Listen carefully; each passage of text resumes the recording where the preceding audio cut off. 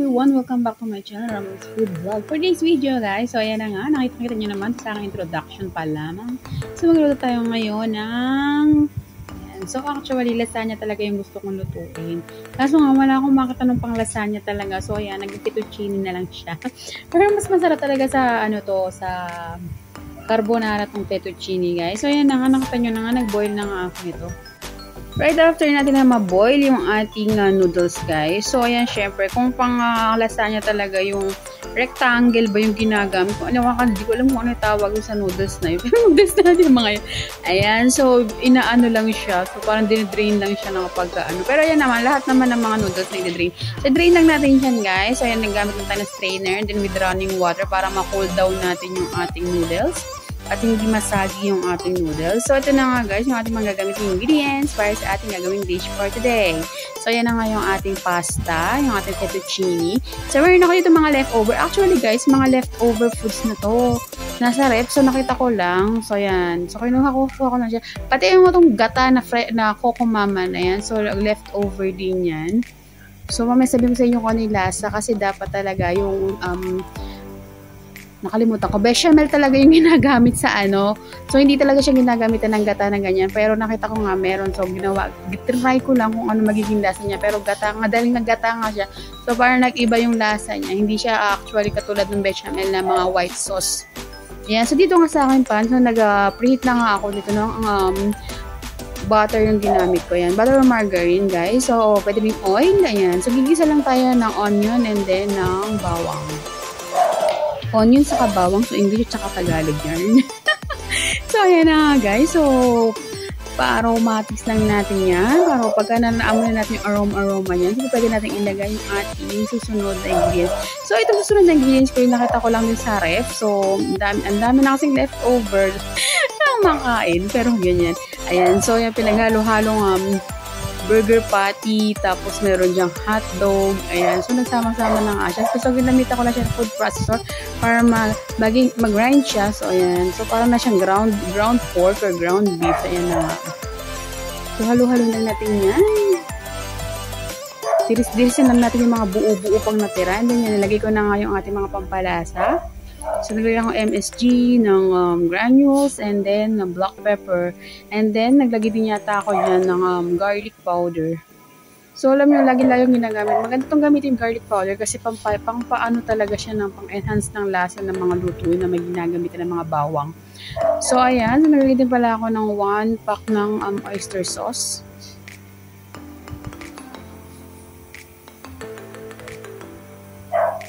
Ayan. Dahil buhay pa yung ating kawali, gumagalaw-galaw pa. So, hinawakan ko muna siya guys. And then, mix-mix lang natin siya para maghalo-halo. Ma-incorporate yung ating mga ginamit na ingredients sa kanya, yung mga pampalasa niya. So, by the way guys, so next step natin, yung ating, so, dapat talaga is, tomato sauce or spaghetti sauce or any na lagay na ang gagamitin dyan. So, ketchup lang yung ginamit ko. So, parang hindi rin siya naging okay. Pero okay na nga siya. Yan. So, nagagay din ako ng tubig dito sa pinaglagyan para matanggal talaga lahat or masalin doon sa ating pinaglulutuan yung natira pa. So, ayan. So, ketchup lang yung ginamit ko dyan, guys. So, hindi na ako bumili ng tomato sauce. So, ito nga niluto ko na to yung mga tira-tira na lang talaga. Pero mukhang okay naman siya. And then, okay naman din yung kinalabasan na lasa. Yan. So, syempre, yung mga ganyang part niyan, depende naman sa iyo kung paano mo na lang i-hold yan or paano mo, ayun na nga. Basta nakalimutan ko na yung tawag doon, pero gano'n na nga yun. Ayan, so nakita natin guys, medyo kumukulo-kulo na siya. So, nilagay ko na yung ating green peas.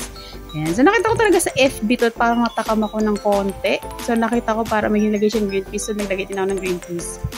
Muntik na ito maging afritada.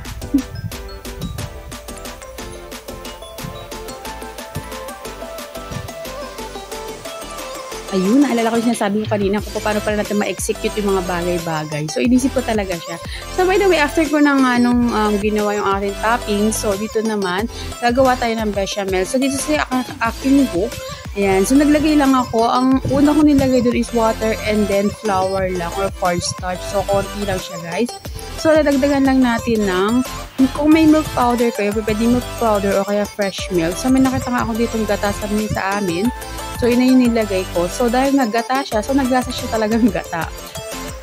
So, ilalagay lang natin ito sa may upper part. So, may, before natin maglagay ng cheese dun sa ating lulutuin na lasagna.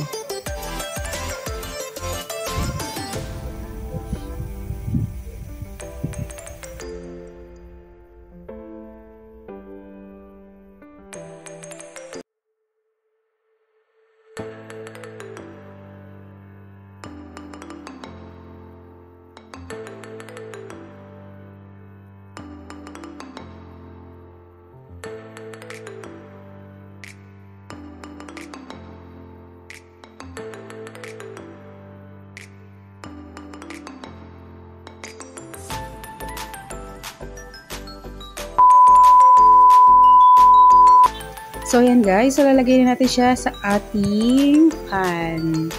Yan. So, ang ganda ng pan ko. Alam niyo ba, galing pa ito sa Saudi. So, inuwi ko to. So, itatapon na ng amo ko. So, ayan. So, inuwi ko. Pinabagahe ko yata to. So, ayan. So, layer lang natin yung ating noodles. So, layer lang natin yung ating noodles, guys. So, after ito, noodles, syempre maglalagay tayo ng konting toppings ng ating ginawa na palaman. Laman talaga. So, yun na nga yung may meat kanina.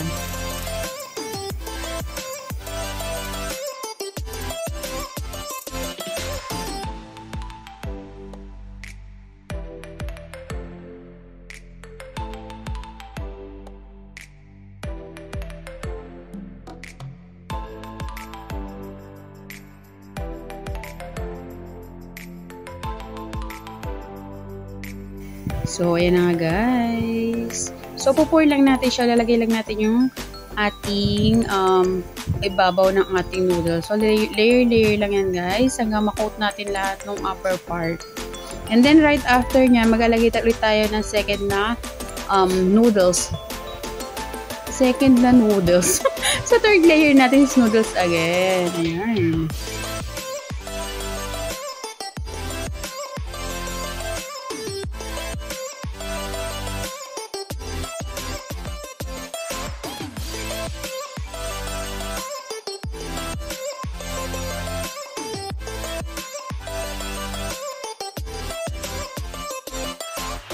Ayan na nga guys. So, ito na yung ating third layer. So, noodles again.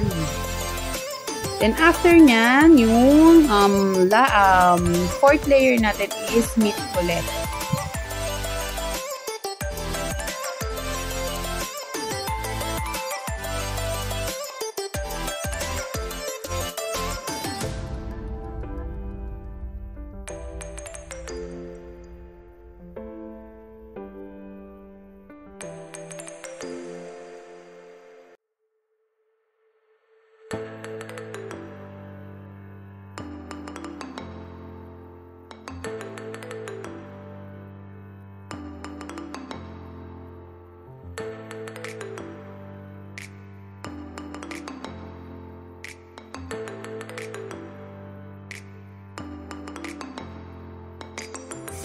So, yan na nga, yung ating 4 layer ay yung ating ginisag-gisang kung ano-ano. So, i-coat lang natin yan. Then, syempre, i-cover lang natin yung upper part or ginawa lang siya nating topping. So, right after niya, lalagyan natin yung ating bechamel.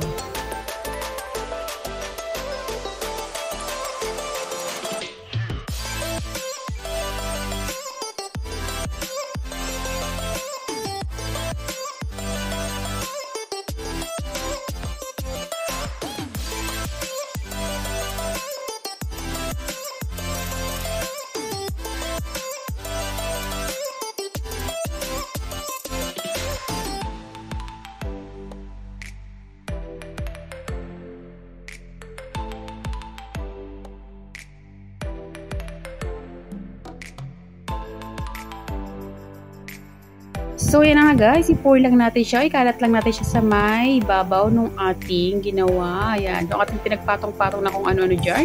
So, lalagay lang natin dyan sa may babaw. And then, after nyan, cheese naman yung ating lalagay na last ingredients para sa ating nilulutong lasagna.